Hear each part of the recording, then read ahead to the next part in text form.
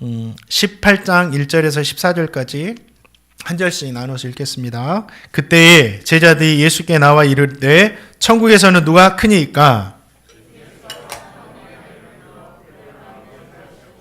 이르시되 진실로 너에게 이르노니 너희가 돌이켜 어린 아이들과 같이 되지 아니하면 결단코 천국에 들어가지 못하리라.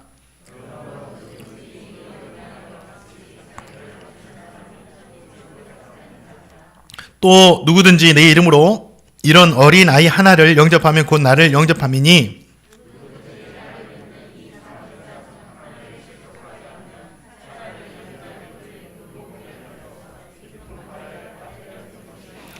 실족하게 하는 일들이 있음으로 말미암아 세상에 화가 있도다. 실족하게 하는 일이 없을 수는 없으나 실족하게 하는 그 사람에게는 화가 있도다.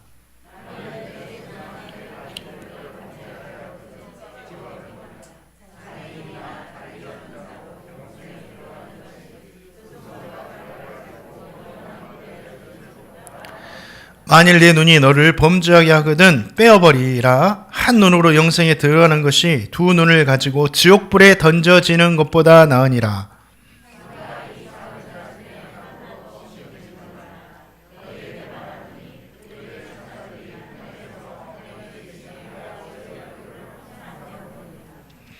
어, 12절 제가 읽겠습니다. 너희의 생각에는 어떠하냐? 한번 생각해 보라는 거죠. 만일 어떤 사람이 양 100마리가 있는데 그 중에 하나가 길을 잃었으면 그 99마리를 산에 두고 가서 길 잃은 양을 찾지 않겠느냐.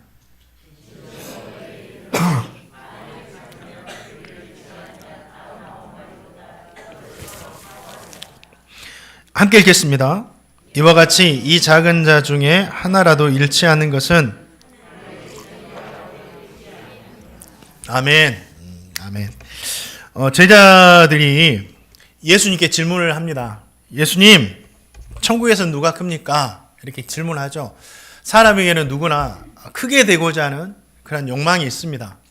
그거는 태초부터 아담부터 있었던 그런 욕망들입니다. 아담도 하나님보다 더 크게 되려고 했죠.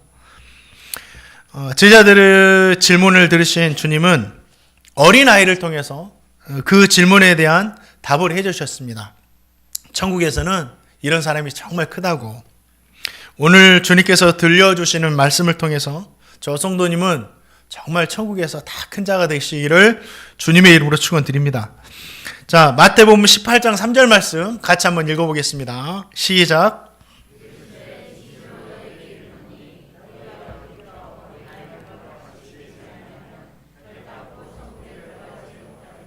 아멘.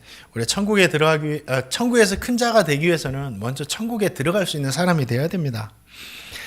예루살렘이 가까워질수록 제자들은 예수님이 왕이 되실 시간이 가까웠다라고 믿고 있었습니다. 그래서 주님이 왕이 되시면 도대체 주님의 옆자리에 가장 큰 자리에는 누가 앉게 될 것인가에 대해서 계속 관심이 커져만 갔습니다. 주님께서 계속해서 기적과 이적을 통해서 자신이 하나님의 아들이심을 보여주고 나는 세상의 왕이 아니다. 하나님의 아들로서 십자가 지기 위해서 메시아의 길을 걸어가야 된다라고 메시아의 길에 대해서 계속해서 알려주셨음에도 불구하고 제자들은 여전히 그것을 깨닫지 못하고 이 땅에서 누가 더 크게 될 것인가에 대해서만 관심을 가지고 있었다라는 거죠. 주님께서 그런 제자들을 보시면서 마음이 참 답답해 하셨을 것 같습니다. 계속해서 알려주셨어도 깨닫지를 못하기 때문이죠. 그런데 그럴지라도 주님은 그런 제자들을 포기하지 않고 버리지 않으시고 계속해서 알려주시고 말씀해 주심으로 말미암아 그들에게 믿음을 심어주고 계세요. 왜냐하면 지금은 아니어도 지금은 답답할지라도 시간이 흐르면 이 제자들이 배운 것을 깨닫게 되어서 주님께서 원하시는 진정한 제자의 삶을 살 수 있다라는 것을 믿으셨기 때문이죠. 주님은 여전히 깨닫지 못하고 있는 제자들, 그래서 천국에서 누가 크냐고 질문하는 이 제자들에게 대답을 해주시는데 어린아이를 불러서 그 아이를 그들 가운데 세우시고 너희가 돌이켜 어린 아이들과 같이 되지 않으면 결단코 천국에 들어갈 수 없다라고 말씀하셨습니다. 이 주님의 말씀에는 제자들을 향해서 두 가지 가르침을 주고 계십니다.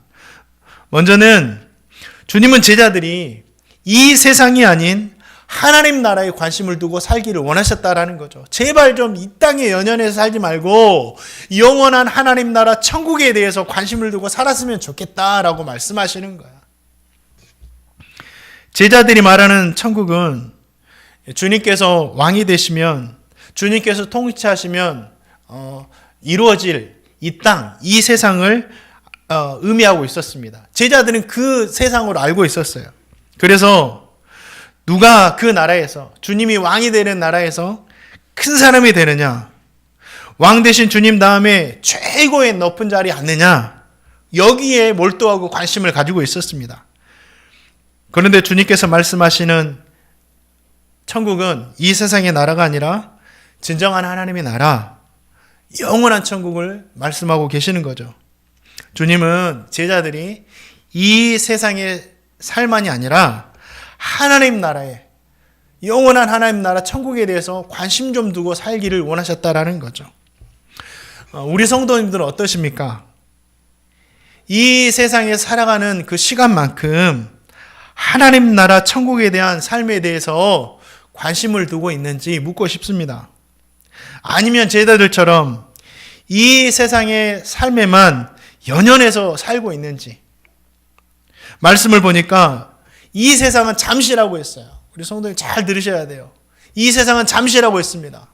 강건하면 70이고 80이라고 했습니다. 그런데 그 시간마저도 신속히 가버린다고, 속히 가버린다고 했습니다. 이 하나님의 말씀이 진리예요. 언제 갔는지 모르게 그냥 지나가 버린다라는 거죠. 우리 이제 70대시고 80대신 우리 성도님들 계시는데 이 말씀이 진리다는 것을 몸소 체험하고 계실 거예요. 언제 지나간지 모르게 그냥 지나가 버렸어요. 시간이 간다는 것을 느낄 때가 있습니다. 시간이 신속하게 간다. 이걸 느낄 때가 있어요. 언제냐면 함께 세상을 살던 사람이 보이지 않을 때. 제가 태어날 때 우리 대한민국을 이렇게 통치하던 통치권자가 박정희 대통령이었습니다.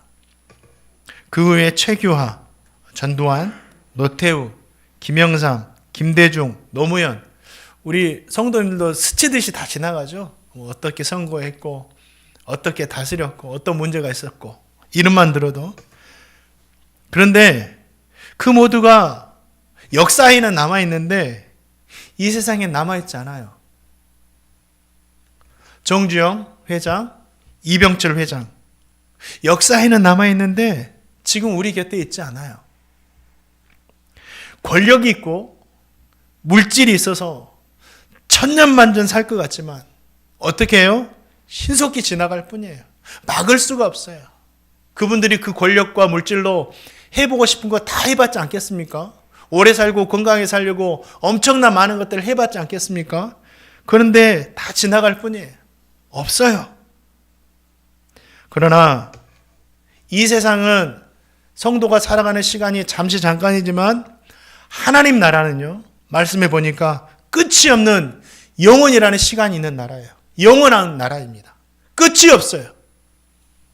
사랑하는 성도님들, 70년, 80년이면 끝나버리는 이 세상의 시간과 영원이라는 하나님 나라의 시간 중에서 어디에 관심을 두고 살아야 되겠어요?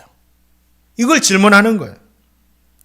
바라기는 저와 성도님 모두는 영원이라는 시간이 있는 하나님 나라에 관심을 두고 사시기를 주님의 이름으로 축원드립니다. 그런데 이 천국이라는 영원한 시간에 관심 들고 살면 자연스럽게 이 땅의 70년, 80년의 시간도 건강하게 잘 살 수가 있다는 거죠. 왜냐하면 이 세상의 시간과 천국의 시간은 분리되어 있지 않아요. 이 세상의 삶과 천국의 삶은 연결되어 있습니다. 저와 성도님이 이 땅에서 믿음을 가지고 어떻게 살았느냐가 천국에서 영원한 시간 동안 어떻게 살아야할지를 결정하기 때문이에요. 그래서 이 땅의 삶이 무의미한 것이 아니라 정말 의미가 있는 겁니다. 이 땅에서도 믿음을 가지고 잘 살아야 됩니다. 사랑하는 성도님들, 저와 성도님 모두가 이 땅의 삶에만 연연해서 살지 마시고 영원한 하나님 나라에 더 큰 관심을 두며 살아가시기를 주님의 이름으로 축원드립니다. 우리 주님은 이 제자들이 제발 좀 이 땅의 삶에만 연연해 살지 말고 영원한 하나님 나라를 바라봐라 말씀하시는 거죠. 또 한 가지, 천국에서 큰 자가 되려고 하기 전에 천국에 들어갈 수 있는 사람이 먼저 되었으면 좋겠다라고 말씀하시는 거예요. 천국은 믿음으로 가는 곳이기 때문에 어린아이를 통해 들려주시는 이 말씀은 믿음에 대한 말씀입니다. 이 어린아이와 같이 되지 않으면 어린아이처럼 순수해야 된다, 순진해야 된다 이 말씀하는 것이 아니라 어린아이와 같이 나를 믿지 않으면 천국에 들어갈 수 없다라는 거죠. 또 사춘기 되기 전에, 사춘기 되면 이제 아빠를 안 믿잖아요. 사춘기 되기 전 어린아이들 어떻습니까? 아빠에 대한 신뢰가 절대적입니다. 아빠는 슈퍼맨인 줄 압니다. 아빠는 최고인 줄 알고 아빠는 불가능한 것이 없다고 생각합니다. 아빠의 말은 100% 신뢰합니다. 그렇죠? 예수님을 향한 믿음이, 이런 믿음이 있어야 된다라는 거예요. 예수님을 향한 절대적인 믿음, 계산하지 않는 믿음, 순수한 믿음, 온전한 믿음이 있는 자가 천국에 들어갈 수 있다라는 거예요. 주님은 제자들이 천국에서 큰 자가 되려고 하기 전에 천국에 들어갈 수 있는 어린아이와 같은 믿음이 있기를 원하셨다라는 거죠. 천국에 들어갈 자격도 없는 사람이 천국에 대한 삶을 생각한다라는 것은 뭐예요? 앞뒤가 맞지 않는 거죠. 우리 성도님들에게는 천국에 들어갈 믿음이 있나요? 확신이 있습니까? 오늘 당장 이 세상을 떠난다 하더라도 나는 눈을 뜨면 천국에 있다라는 믿음이 있으십니까? 어린아이와 같이 예수님을 향한 절대적인 믿음이 있어야 됩니다. 성경의 말씀을 100% 믿는 그 믿음이 있어야 돼요. 주님이 나의 모든 죄를 담당하셨다라는 그 믿음이 있어야 되고, 주님께서 지신 십자가가 다른 사람을 위한 십자가가 아니라 나를 위한 십자가라는 믿음이 있어야 됩니다. 나의 행함과 허물과는 상관없이 예수님을 믿기 때문에 나는 오늘 밤 떠나서 눈을 떠도 천국에 들어갈 수 있다라는 이 확신이 있어야 된다라는 거죠. 정말 그 믿음이 있다면, 저 성도님 모두는요, 천국에 들어갈 수 있다라는 거죠. 그러면 정말 나에게 이 믿음이 있다는 것을 어떻게 증명해 내실래요? 그것은 저와 성도님은 하나님의 말씀인 성경에 기록된 그 말씀에 순종하며 살아가는 것이 나에게 믿음이 있다는 것을 증명해 내는 거예요. 말씀에 대한 순종은 나의 믿음이 참 믿음이다라는 것을 증명해 준다라는 거죠. 야고보 사도는 이렇게 말합니다. 행함으로 너의 믿음을 보여라. 행함이 없는 믿음은 죽은 믿음이다. 진짜 우리에게 믿음이 있다면 그 믿음을 행함으로 증명해 내야 됩니다. 행함과 믿음은 같은 거예요. 분리되지 않는 거예요. 사랑하는 성도님들, 저와 성도님 모두가 천국에 들어갈 수 있는 이 말씀에 대한 순종하는 믿음 가지시기를 주님의 이름으로 축원드립니다. 사랑하는 행복누리교회 성도님들, 천국에서 큰 자가 되려고 하기 전에 먼저 우리에게는 천국에 들어갈 믿음이 있어야 돼요. 그리고 이 땅의 삶에만 연연하면서 살지 마시고 영원한 하나님의 나라, 천국에 관심을 두며 살아가시기를 주님의 이름으로 축원드립니다. 자, 마태복음 18장 4절 말씀 한번 읽어보겠습니다. 이제 우리가 천국에 들어갈 수 있는 믿음을 가지면 이제 천국에 대한 삶에 대해서 생각해 봐야 돼요. 자, 18장 4절 말씀 읽겠습니다. 시작.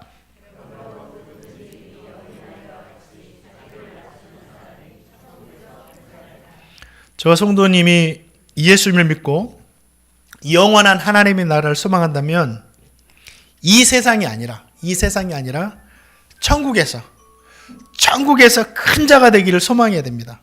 주님은 어린 아이와 같이 자기를 낮추는 자가 천국에서 큰 자가 된다고 그랬어요. 그러면 어린 아이와 같이 나를 낮춘다는 게 무슨 의미일까? 그냥 겸손한 건가? 순진한 건가? 또 말씀을 통해서 계속해서 우리에게 들려주십니다. 자, 5절 말씀 읽어보겠습니다. 읽겠습니다. 시작.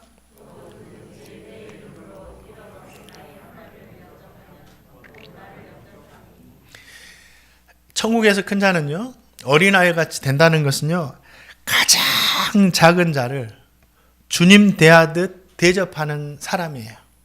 이게 천국에서 큰 자입니다. 가장 작은 자를 주님 대하듯 대접하는 사람.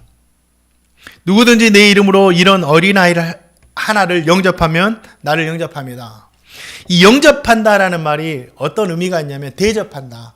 가장 귀한 손님을 대접한다. 우리 집에 귀한 손님 오면 어떻게 합니까? 지극정성으로 대접하잖아요. 예. 제가 예전에 부목사 때 그 연초가 되면 제가 섬기는 그 가정들 신방을 하잖아요.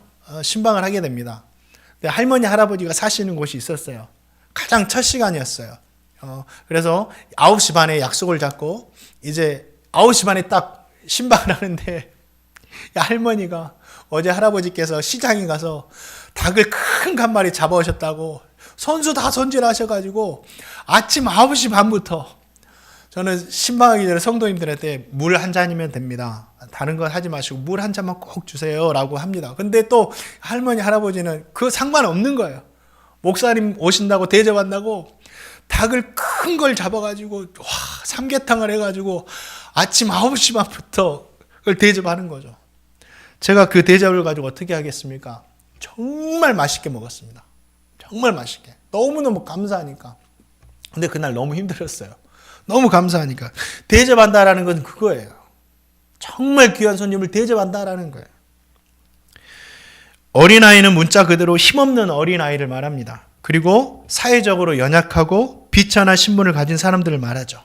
도움이 없이는 살 수 없는 사람들, 이스라엘 당시의 고아와 과부, 또 몸이 좀 불편한 사람들, 또 병자들, 또 누구가 도와줘야 살 수 있는 거린들, 이 사람들이 작은 자들이에요.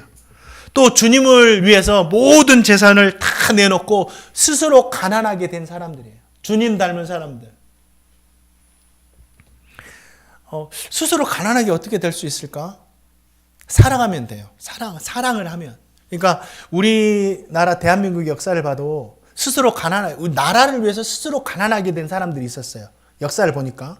일제 강점기 당시에 천석군, 만석군들이 있었죠. 지역의 유지라고. 나라를 일본에게 빼앗기자 이제 나라를 되찾기 위해서 독립자금이 필요하니까 그 천석군, 만석군들이, 지역의 유지들이 의식이 있었죠. 그분들은 모든 땅과 밭과 모든 것을 재산을 팔아가지고 집 한 개 남고 팔아가지고 독립자금을 대잖아요.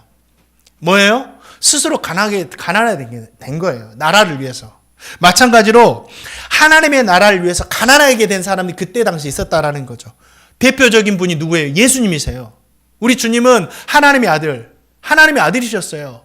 하늘 보좌에 앉으신 천하 만물을 통치하시고 다스리실 분이셨죠. 그분이 비하하셨어요. 인간의 몸을 입으셨죠. 그런 낮고 낮은 모습으로 말 구유에서 누이시고 가장 낮은 곳에서 사셨다라는 거죠. 우리를 위해서 진짜 가난하게 되신 분이에요. 우리 예수님이 인간의 진짜 왕이 되셔가지고 모든 것을 누리실 수 있는 분이시지만 그러지 않으셨어요. 우리를 위해서 스스로 가난하게 되셨어요. 그 예수님뿐만 아니라 성경을 보니까 우리 하나님의 나라를 위해서 가난하게 된 사람이 참 많아요. 대표적으로 세리장 삭개오와 사도 바울이에요. 세리장 삭개오는 정말 물질만 모으고 이 세상에 연연하며 살았던 사람이에요. 로마의 정부의 힘을 빌어가지고 온갖 착취를 하면서 부를 축축하며 살았던 사람이 세리장 삭개오였어요. 근데 주님 만나고 나서 뭐라고 그래요? 자기의 모든 재산을 다 가난한 자에게 나눠줘 버립니다. 자신의 고백대로 주님 하나님의 나라를 위해서 스스로 가난하게 된 거예요. 사도 바울 엄청난 멋진 청년이었어요. 미래가 보장된 청년이었는데 자신이 배웠던 학문, 가문, 이 모든 것들을 다 배설물 여기고 내리고 이제는 복음을 위해서 살아갑니다. 가난하게 돼가지고 하나님의 나라를 위해서 스스로 가난하게 된 사람들, 이 사람들이 어린아이예요. 세상은요 힘 있는 사람들을 대접하고 가진 자들을 대접하죠. 어린아이 같이 힘이 없고 연약하고 가진 것 없는 가난한 사람 대접해 주지 않아요. 진짜 그래요. 오늘 내게 힘이 있다가 다 망해가지고 가난하게 돼가지고 정말 비천해지면 그 사람 돌보는 사람이 없어요. 제가 이것도 목회를 하면서 경험해요. 사업 잘 될 때는 찾아오는 사람이 많은데 하루아침에 문을 닫고 망하니까 찾아오는 사람이 없어요. 세상은 그런 곳이에요. 그런데 주님은 힘없는 사람들과 가진 것 없는 사람들을 자신 대접하듯이 대접하라고 말씀하시는 거예요. 왜 그렇죠? 독일의 신학자 본헤퍼라는 사람이 있는데 누가복음 16장에 나오는 거지 나사로가 있습니다. 날마다 가난한 사람의 모습으로 우리에게 찾아오시는 예수님이라고 했어요. 이 나사로가, 이 거지가. 힘없는 사람은 우리가 날마다 만날 수 있는 예수님이라는 거죠. 상대방을 주님처럼 대하는 것이야말로 상대방 앞에서 나를 어린 아이와 같이 낮추는 거예요. 정말 어떤 힘없는 사람이라도 그를 주님으로 바라보고 주님처럼 대한다는 건 뭐예요? 내가 그 사람보다 더 낮은 사람이라는 것은 나를 낮추는 거예요. 주님은 말씀하세요. 그 사람이 천국에서 큰 자다. 그 사람이 천국에서 큰 자다. 사랑하는 성도님들, 가장 작은 자를 만나거든 거절하지 마시고 모른 척하지 마시고 나에게 쓸모없다 생각하지 마시고 주님 대하듯 대접하시기 바랍니다. 천국에서는 대접받는 사람이 큰 자가 아니라 가장 작은 자를 대접하는 사람이 큰 자가 된다라고 우리 주님께서 말씀하셨어요. 우리 성도님의 권력이 있으세요? 힘이 있으세요? 가진 것이 있으세요? 그것을 힘 있는 자, 큰 자를 위해서 대접하며 사는 것이 아니라 나보다 힘이 없고 연약한 자를 주님 대하듯 대접하며 살아가시는 저 성도님 되시기를 주님의 이름으로 축원드립니다. 대통령의 권력을 가지고 많은 기업가의 그 물질을 가지고 어떻게 해야 되겠어요? 나에게 도움을 주고 내가 좋아하는 사람들을 대접하는 것이 아니라 정말 힘없고 낮은 자들을 위해서 권력을 사용하고 물질을 사용할 때 그 사람이 큰 자인 거예요. 또 이 땅을 위해서도 기도할 때 이 권력자들과 많은 물질을 가진 기업인들이 제발 좀 그렇게 살아가라고 기도하시는 저 성도님 되시기를 주님의 이름으로 축원드립니다. 그리고 먼저는 저 성도님이 모두가 정말 가진 낮은 자를 대접함으로 천국에서 큰 자 되시기를 주님의 이름으로 축원드립니다. 또 천국에서 어떤 자가 큰 자가 되느냐? 6절 말씀 읽어보겠습니다. 읽겠습니다. 6절 말씀 시작.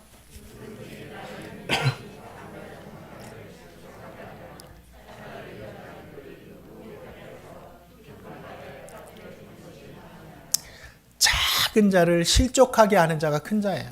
우린 힘없고 비천한 자를 실족하게 만들 수가 있어요.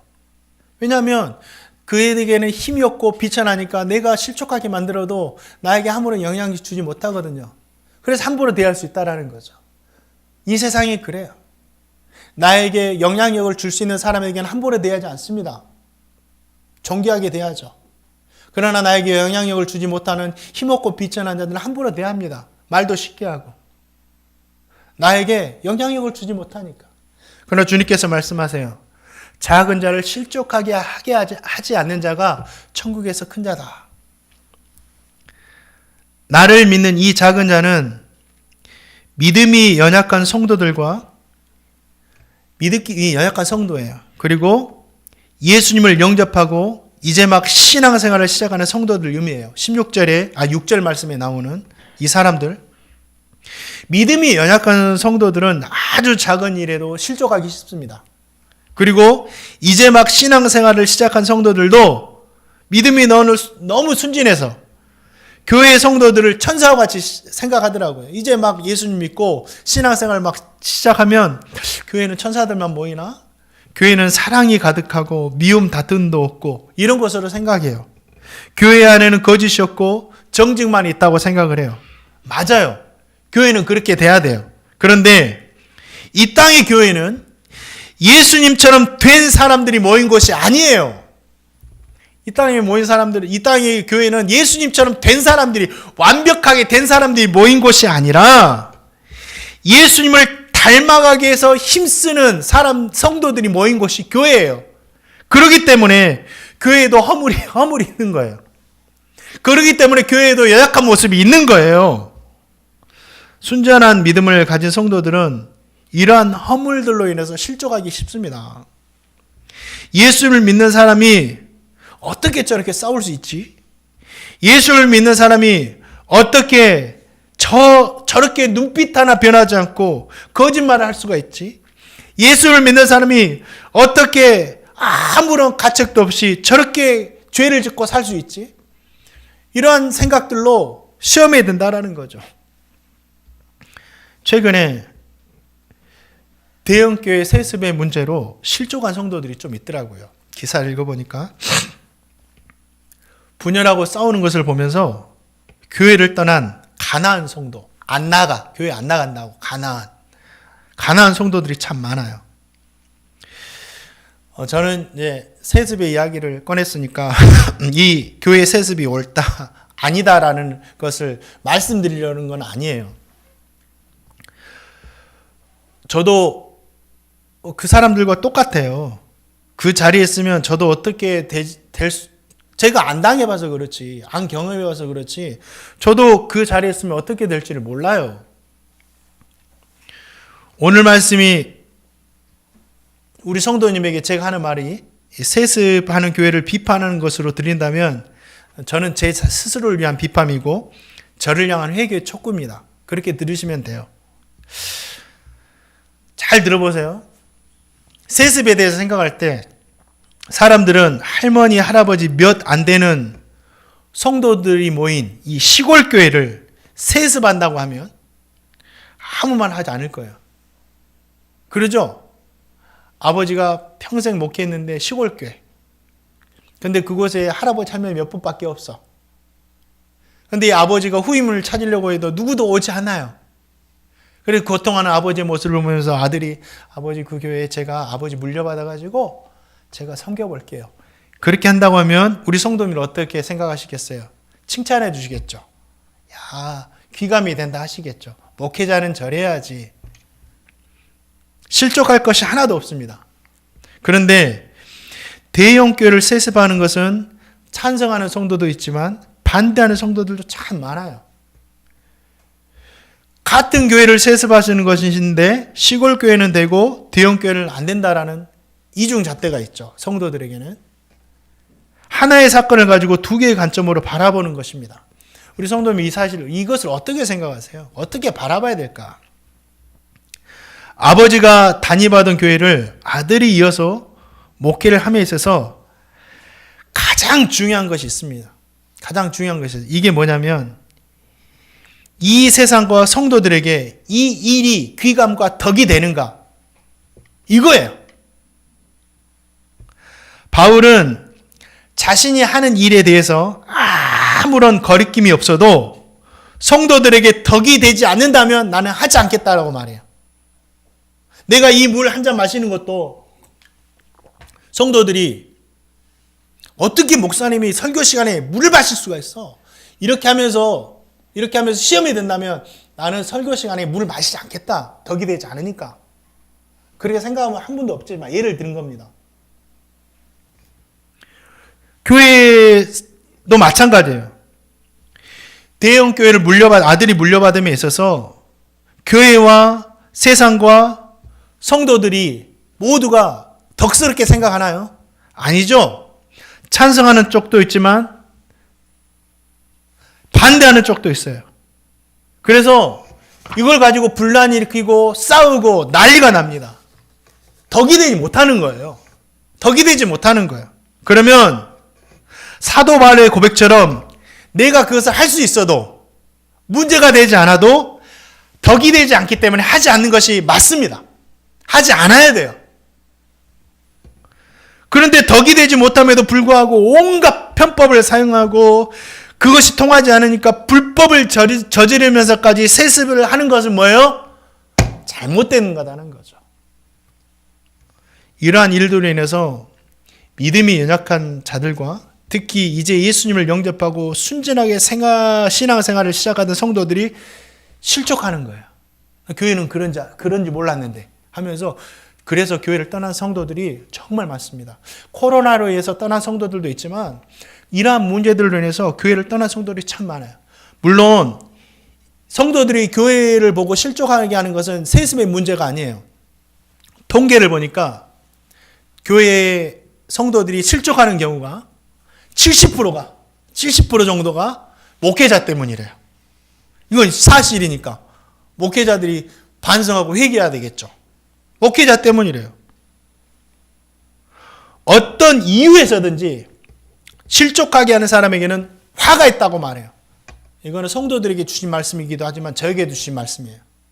실족하게 하는 사람에게는 화가 있다. 하나님의 심판이 있다. 분명히 그에 대한 책임이 있을 겁니다. 그러기 전에 어떻게 해야 되죠? 8절과 9절 말씀에 실족하게 하는 것을 찍어내버려라.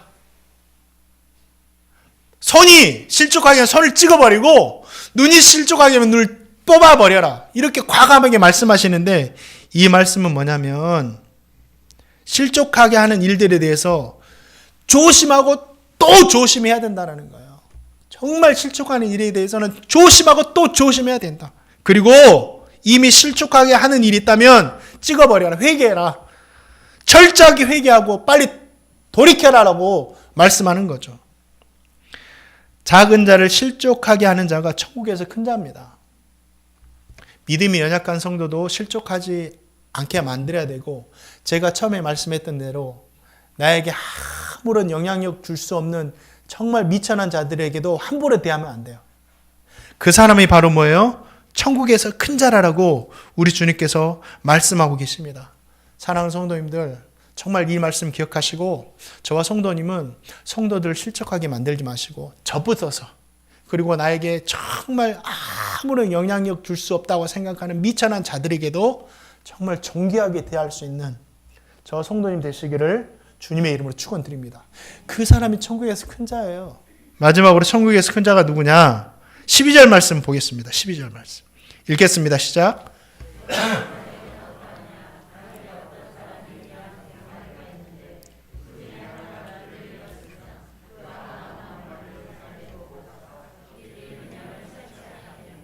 아멘. 제가 코로나는 아지만 기침을 하니까 제가 마스크를 좀 쓰겠습니다. 양해해 주세요. 예, 우리는 저와 성도님은 작은 자를 실족하게 만드는 사람이 아니라 작은 자를 세우는 삶을 살아야 돼요. 이 12절 말씀이 그 말씀이에요. 그러면 어떻게 하는 것이 작은 자들을 세우는 것이냐? 그건 뭐냐면 목자 대신 주님처럼 실족하게 하는 성도들을 찾아가서 다시 믿음으로 이끌어 주는 겁니다. 그 사람이 세우는 사람이에요. 주님은 어떤 사람에게 양 100마리가 있는데 그 중에 하나가 길을 잃으면 99마리를 산에 두고 가서 길 잃은 양을 찾지 않겠느냐라고 말씀하고 있습니다. 이 말씀은 단순히 잃은 양을 말하는 것이 아니라 실족해 있는 성도에 대한 말씀이에요. 주님은 실족한 성도들을 왜 이렇게 믿음이 약하냐? 또 시험에 들었냐? 왜 아직도 이렇게 순진한 믿음으로 살아가냐? 이렇게 생각하시면서 그냥 잘 됐다라고 내버려 두지 않으세요. 그냥 아무 말을 하지 않고 뭐예요? 그들 찾아 떠나십니다. 실족한 성도들을 찾기 위해서 그들 찾아 떠나신다라는 거죠. 99마리 양을 산에 두시고 한 마리 양을 찾아서 떠나셨다라는 거예요. 그리고 그를 찾아서 너무나 기뻐하고 기뻐하신다라는 거죠. 잃어버리지 않는 99마리 양보다 우리 주님께서 한 마리 양 찾을 때 더 기뻐하셨다라는 거예요. 주님은 단 한 명의 성도도 실족하여 넘어지는 것을 원하지 않으세요. 단 한 마리 양도 우리 주님은 포기하지 않으신다라는 거죠. 성도를 세운다라는 것은 주님처럼 실족한 성도들을 찾아가서 믿음의 길로 다시 이끈다라는 거예요. 정말 나에게 영향력 줄 수 없는 연약한 자들이 쓰러졌을 때 내가 무엇인가라도 도와서 그들을 일으켜 세운다라는 거예요. 그것이 성도들을 세우는 겁니다. 사랑하는 성도님들, 혹시 가정 안에 잃어버린 양이 있나요? 혹시 주변에 실족해 신앙생활을 포기한 우리 가난한 성도들 있습니까? 그들에게 잃어버린 한 마리 양을 찾아 떠나신 예수님이 되어주세요. 절대로 포기하지 마시기 바랍니다. 내가 포기하지 않으면 돼요. 나는 내가 포기하면 내가 사랑하는 사람인데 내가 포기하면 누가 관심을 갖겠어요. 그리고 그를 반드시 찾아내어서 우리 주님께 큰 기쁨을 선물하는 저와 성도님이 되시기를 주님의 이름으로 축원드립니다. 실족해 있는 자들을 세우는 사람이 천국에서 큰 자다라는 거죠. 말씀을 맺을게요. 산에 남아있는 99마리 양들은 자신을 산에 두고 잃어버린 한 마리 양을 찾아 떠나는 주님을 보면서 뭘 생각했을까요? 생각해 보라 하잖아요. 뭘 생각했을까요? 한 마리 정말 보기 싫었는데, 믿음이 연약하고 날마다 불나만 일으키니까 보기 싫었는데, 안 봐가지고 우리끼리 신앙생활하기 너무 편했는데, 주님 또 찾아 떠나신다고. 그 사람 없으면 우리끼리 더 편한데. 이렇게 생각할 수도 있겠죠. 99마리 중에서. 제가 이렇게 부목사로 이렇게 사역할 때 이렇게 생각하시는 분들도 있다. 불편한 사람 좀 안 왔으면 좋겠다라고 그렇게 이야기하는 분들도 있어요. 그는 그렇게 이야기하면 안 되잖아요. 근데 분명히 99마리 중에도 있었을 거예요. 그런데 저는 이 말씀을 가지고 정말 깊이 한번 묵상해 봤어요. 제가 99마리라면 이 한 마리 잃은 양을 찾아서 떠나시는 주님을 보면서 무슨 생각을 하고 뭘 느꼈을까? 그러면서 이런 깨달음이 있었습니다. 주님께서 내가 실족해서 잃어버린 양이 되었어도 우리 주님은 나를 찾아서 저렇게 떠나시겠구나. 나를 찾아내서는 어깨에 메고 돌아와서 찾았다고 기뻐하시겠구나. 이런 생각을 했어요. 왜냐하면 저는 항상 99마리 중에 있지 않아요. 항상 주님이 기뻐하시는 모습으로는 살지 못해요. 실족할 때도 있고요. 저도 넘어질 때도 있고요. 말은 하지만 저도 정말 시험 들 때도 있어요. 마음 아플 때도 있어요. 잃어버린 한 마리 양 될 때도 저도 있다라는 거죠. 항상 제가 99마리인 것 같아요? 아니에요. 그래서 실족한 양을 찾아 떠나는 주님을 저는 더 사랑하게 된다라는 거죠. 잃어버린 한 마리 양을 찾아 떠나시는 그 주님의 마음은 99마리를 향한 그 주님의 마음은 나를 향한 주님의 마음이다라는 거죠. 사랑하는 성도님들, 한 마리 잃어버린 양, 실족한 양을 찾아 떠나시는 주님을 보면서 그리고 찾아서 어깨에 메고 돌아와서 기뻐하시는 주님을 보면서 나를 향한 주님의 사랑임을 깨달으시기를 주님의 이름으로 축원드립니다. 주님은 저와 성도님도 결코 포기하지 않으시고 끝까지 찾아내시고 또 찾아내셔서 계속해서 인도해 주실 줄 믿습니다. 그 믿음으로 14절 말씀을 함께 읽어보겠습니다. 14절 말씀 읽고 말씀 마무리하겠습니다. 시작.